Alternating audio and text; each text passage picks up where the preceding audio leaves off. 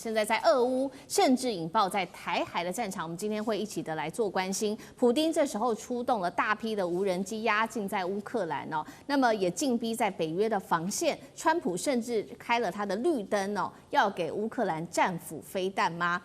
另外一方面，习近平这一回也拿了台湾当筹码吗？台海现在暗潮汹涌，等一下都会一起的来做关心。今天我请来宾帮我们回答的3个火线话题是：第一个，普丁现在放话，我们有多架的无人机狂袭乌克兰，连北约的领空现在都被这个无人机开进去，是在做一个试探吗？还是为未来俄罗斯针对这些国家的战争来做预做彩排呢？第二个问题是，川普现在考虑要开绿灯了，战斧可能会进入到乌克兰的战场吗？川普是否比当初的拜登接下来会更为激进呢？第3个问题是，《华尔街日报》的独家揭秘，习近平现在拿台湾当作筹码来换经济的协议吗？那么另外一方面，俄罗斯还按住来备战，台海危机正在逼近吗？今天一起来做回答。我们先来看到，在9月28号这一天晚上，普丁是发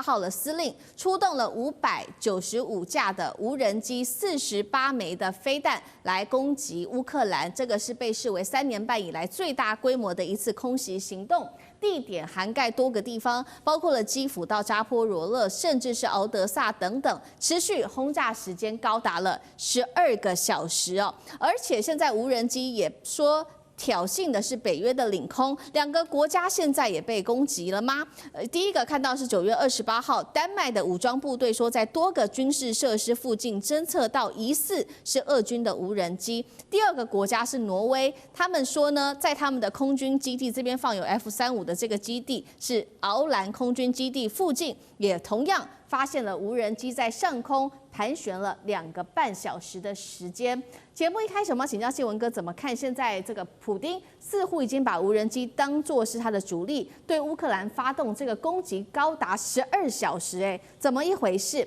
而且俄罗斯的无人机现在等于是往北约这边来迈进吗？先前的波兰爱沙尼亚，现在又持续的试探到挪威、丹麦军事基地，预告接下来俄罗斯会把火烧到北约家门口的意思吗？继文哥怎么解读？当然，这则新闻我们这个综合研判，我们就可以看到，现代战争里面这个无人机对于战争整个进程产生了翻天覆地的影响哦。那其实这个影响是非常深入。我们看俄乌战争打到现在，包括欧洲、美国，甚至我们周边的各个军事的科技的展览或武器展览，这个无人机都变成显学。像近期刚结束这个台北这个航空和国防相关的展览，我们去看国内一堆厂商要竞相竞标国军的无人机还有反无人机相关的设备哦，可见得这个已经变成军事科技一个重要的指标。在俄乌战场，其实近期更是如此。之前我们知道乌军用无人机用的顺风顺水，还曾经攻击俄罗斯深入腹地几千公里的一些战略轰炸机基地，甚至这个莫斯科、圣彼得堡，这远在几百公里以外，也不时遭到攻击。它改变了战争进行这个模式。那近期其实俄军也把这个无人机作战普及整个乌克兰，那说明了无人机它巨大的战争潜力和这种低成本换取大战果。这个战果不只是实际上对你的军事造成影响，对你的人心造成影响，在国际宣传上，它有很大的一个放大效果。像这几个礼拜，我们发现每这些新闻的媒体报道都说，哇，这个俄军举行历来最大的这个无人机的空袭，这样的一个注解，其实已经多次翻新了，一下从几百架，可能300-400，现在是500，将近600，以后一天发动1000架攻击，我认为也是一个这个不远的指标哦。显见这个无人机对于俄乌战争，我认为随着战争僵持而且持续，双方这种无人机的互攻只会越来越剧烈，规模越来越大，对你的目标会从军事目标涉及能源、民生设施，甚至妥妥的民用目标也可能被攻击哦。因此，我们看到近期其实北约感受到前所未有的压力。继之前波兰说，哇，这个俄军几十架无人机，现在连北欧几个小国发现空军基地附近有无人机的出没。但我觉得很好奇哦，这个其实有很多阴谋论，也有很多说法，有的是俄罗斯似乎要借此试探这个北约的一些反应，这个是一个灰色地带行动。但是不是也有可能特工人员假扮俄罗斯，在这个地方进行一些这样的一个操作？这个已经变成罗生门，无可考究。毕竟这些案例目前都没有抓到，你证明是到底是谁做这些事，只是说有疑似俄军的无人机出动。但整体来讲，我把它解释为这种灰色地带的行动。不管是俄军或者乌军或者有阴谋论者，事实上已经把整个北约带入一个战争已经即将逼近这样的一个寒蝉的一个效应，也因此会不会把北约更快的拖入，或者不同程度的拖入俄乌战争里面？我认为这样一个前瞻发展确实值得大家忧虑。如果未来真的变成这样，那我认为这就是欧洲的一个浩劫，这场浩劫将不止俄乌双方消耗，北约陆续很多国家也被卷入，那所带来的一个欧洲未来对于它经济、政治乃至地缘政治的影响，我认为这是一个本世纪一个大变局。好，所以我们看到普丁现在在这场战争上面，第一个已经把这个整体的规模、武器的规模都拉大了。第二个事情是最重要的是，北约国家现在也感受到非常大的威胁，直接就在自己的家门口，战争要逼近了吗？另外就是，那现在美国呢，他们也在这个时候提出来决定，是否就是干脆把过去进的这个战斧巡弋飞弹，干脆就给乌克兰做使用吧。现在还没有做一个最终的拍板定案，但是有出现了这样子的提议。等一下请教委员说，到底会不会给乌克兰呢？就是川普会不会比之前的拜登更为激进？第二件事情，我们来看到在战场的第一线哦，现在俄乌双方可以说是各说各话。首先，我们看到的是乌军说的，他呛说：“俄罗斯啊，你今年呢这个春夏的攻势是彻底的被瓦解了，几个地方你都没有拿下，不管是苏梅、哈尔科夫，或者是顿内茨克、红军城等等。但是俄方马上的反击，他说我们俄军在顿内茨克、第聂伯罗地区都夺下了3个村庄。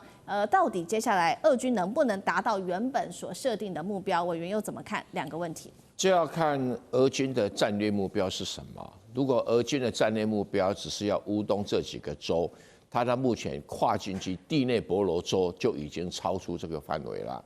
那如果俄军只是乌东几个州，他不需要去攻击敖德萨，也不需要去攻击基辅，所以俄军的战略目标可能会各说各话，到底他的战略目标是什么？那美国要不要把巡弋飞弹或者其他的更高档的导弹交付给乌克兰来升级俄乌战争？这是美国的选择，也是美国的判断。就是有了战斧飞弹能不能削弱俄罗斯的战争能力？因为从一开始这俄乌战争这场战争的设定，就是欧洲国家、美国认为很快可以削弱俄罗斯的战争能力，但是没想到不但没有削弱俄罗斯的战力还一天一天在成长，这一点是出乎所有人。欧美国家这些什么了不起的伟大的军事规划家们的一个意料之外。乌克兰基本上已经灭亡了哈，我同意他已经灭亡，他已经没有任何扳回的机会跟空间。你即使提供巡弋飞弹也没有用，提供核子导弹也没有用，这时代已经过去了哈。那尽管说这个乌克兰总司令谢尔斯基说：“哎呀，俄乌战争春夏攻势已经被挡住了。”可是你要看看乌军死了多少人？对，因为就俄罗斯来讲，很明显的。他占领土地未必是他的最高选择，而是消灭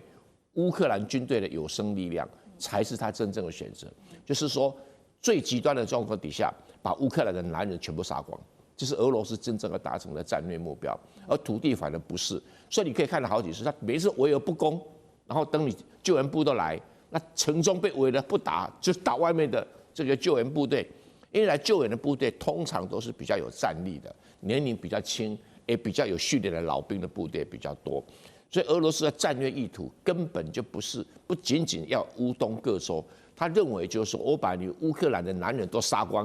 你乌克兰军队有没有去军事化都达成了，去纳粹化都达成了。其实这个战略不是俄罗斯发明的，美国南北战争，林肯的战略就是这样子。林肯的战略就是说，只要全部看到男人全部杀光，不准投降，所以他叫这个 Earth Scorch 火烧大地的一个战略。后来果然南北战争打到最后，为什么南方投降？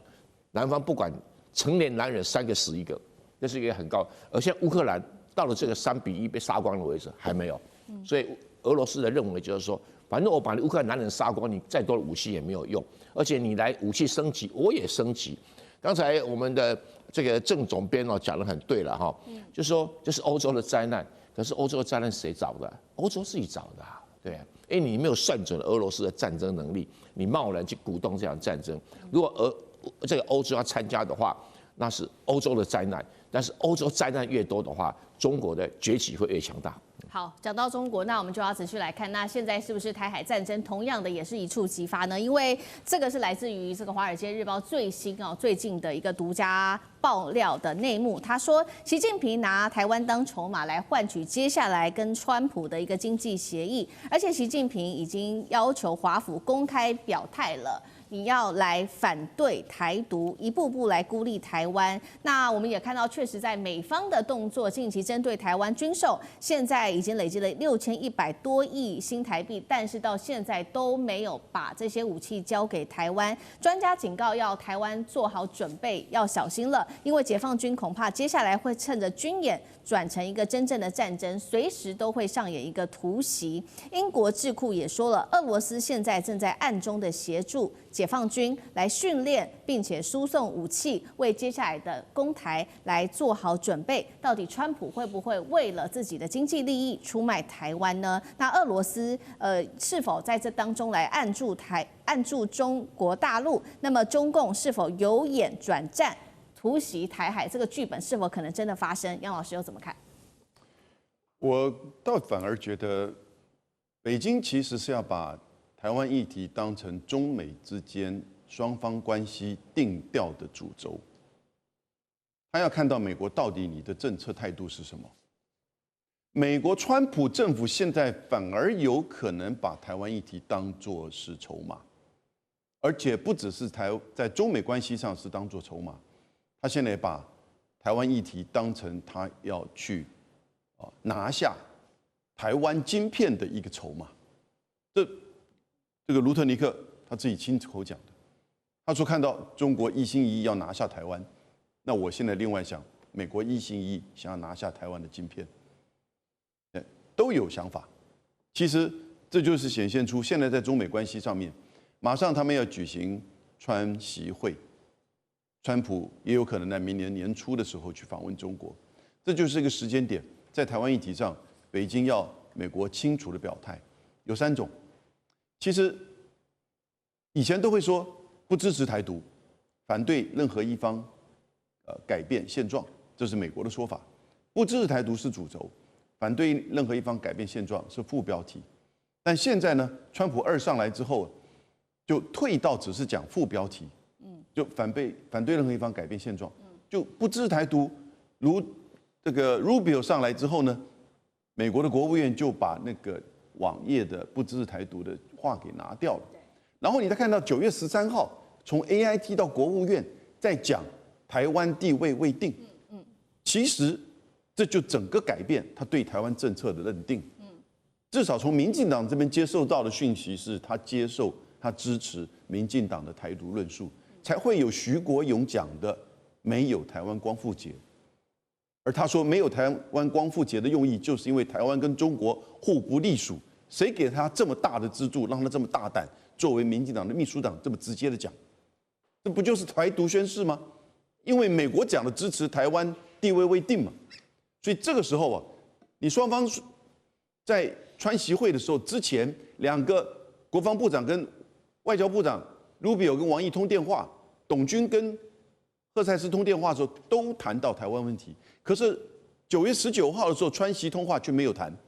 我觉得他们有谈，但是呢，大概没有固定的内容，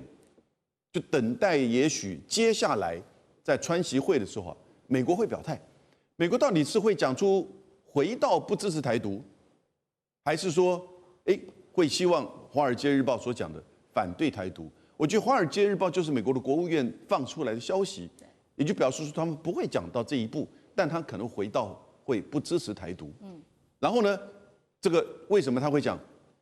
法律地位未定呢？这就是川普的喜欢谈判的这个手腕，他先把这个情势筹码拉高，然后呢，好吧，那你不喜欢这样，我就回来我们原点，啊，那换言之，其实他一切占便宜，一切没改变嘛，所以这个时候哈，我反而觉得我们在台湾自己要了解，你要变成人家的代理战争的棋子，还是最后由中美来去决定台湾两岸的关系？两岸之间不是应该两岸共同一起来和平解决吗？这才是真正的方向。同时，我们要怎么样维持我们自己的台积电作为我们真正的这个细盾，以及我们的晶片思维在哪里？我们的晶片国安思维在哪里？当半导体产业都外移的时候，台湾的 GDP 还有那么高吗？台湾还有什么钱再去买武器呢？所以这些东西都显现出台湾在这个问题上，我们的主导性应该是要这个凸显出来。谢谢杨老师，那我们休息一下，马上回来。地缘政治、美中之争、战略价值、强权崛起、小国生存。